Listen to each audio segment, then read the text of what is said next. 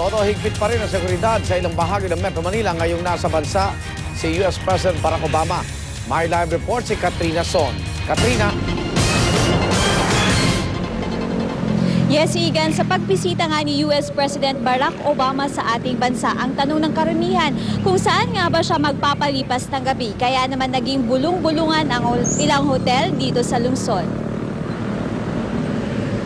Sa pag-iikot ng GMA News kagabi, kapansin-pansin ang mahigpit na seguridad sa Sofitel Philippine Plaza, Manila.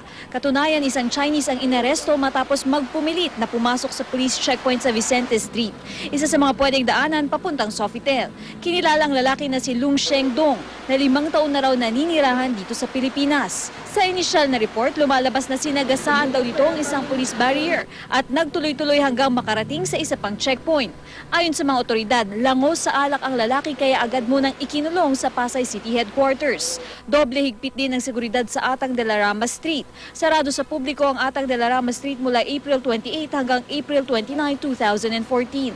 Lahat ng nagtatangkang dumaan ay walang magawa kundi umikot na lamang at maghanap ng ibang ruta. Sa di kalayuan, maaninag ang isa pang harang kung saan may mga pulis na nakabantay. Inikutan din ng GMA News ang iba't ibang daan papasok ng Sofitel at lahat ng lagusan may harang na plastic barrier. Bukod dito ay may mga police mobile din na nakapark. Igan, kung sa paligid nga ng Sofitel ay mahigpit ang seguridad, dito naman sa kahabaan ng Rojas Boulevard ay medyo maluwag naman nga ang seguridad pati na rin dyan sa harap nga ng US Embassy. Mamaya naman, Igan, ay magtutungo nga dito ang ilang militanteng grupo para ituloy ang kanilang kilos protesta. At yan na muna ang latest mula dito sa Manila. Igan? Maraming salamat, Katrina Son.